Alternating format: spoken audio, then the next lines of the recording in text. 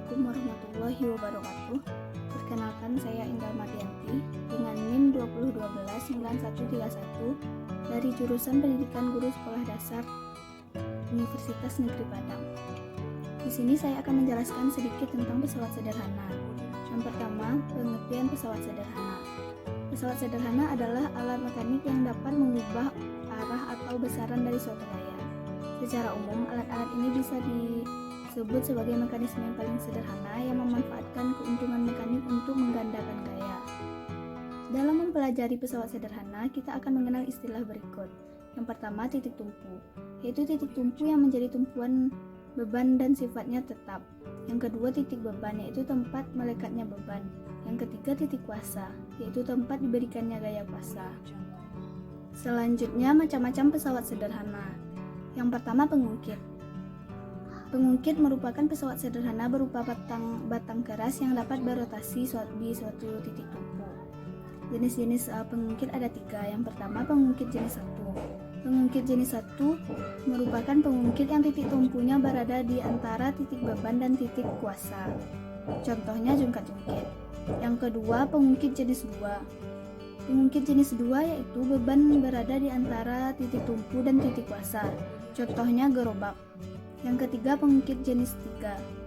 Pengungkit jenis 3 ini titik kuasanya berada di antara titik beban dan titik kuasa. Contohnya stapler. Keuntungan mekanik dari pengungkit bisa dihitung dengan rumus W per F atau sama dengan lengan kuasa per lengan beban. Macam-macam pesawat sederhana yang kedua yaitu bidang miring. Bidang miring adalah pesawat sederhana berupa papan atau bidang yang dibuat miring. Semakin landai bidang miring, gaya yang diberikan semakin kecil. Sebaliknya, semakin curam bidang miring, gaya yang dihasilkan semakin besar. Contohnya tangga. Yang ketiga, katrol. Katrol merupakan pesawat sederhana berupa roda beralur yang dikelilingi oleh tali. Katrol terbagi 3. Yang pertama, katrol tetap. Katrol tetap posisinya tetap. Contohnya katrol di sumur.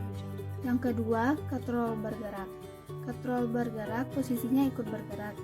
Yang ketiga, katrol majemuk.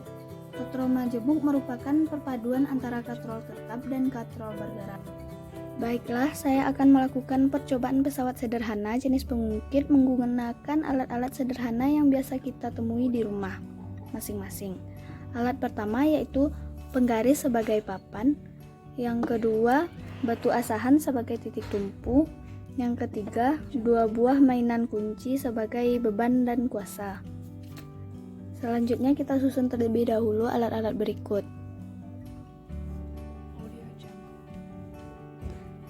Yang sebelah kiri kita anggap sebagai titik beban, yang sebelah kanan kita anggap sebagai titik kuasa. Di sini dapat kita lihat apabila titik tumpu berada di tengah, maka keadaannya setimbang. Lain halnya jika titik tumpunya dipindahkan mendekati titik beban, maka titik kuasanya berada di bawah.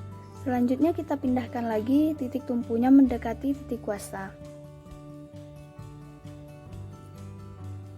maka titik kuasanya akan berada, titik bebannya akan berada di bawah. Dapat kita simpulkan bahwa jika titik tumpunya berada semakin dekat dengan titik beban, maka usaha yang diperlukan titik kuasa akan semakin kecil. Sebaliknya, jika titik tumpu berada semakin dekat dengan titik kuasa, maka usaha yang diperlukan titik kuasa akan semakin besar untuk mencapai kesetimbangan. Sekian yang dapat saya sampaikan. Apabila terdapat kesalahan, saya mohon maaf. Assalamualaikum warahmatullahi wabarakatuh.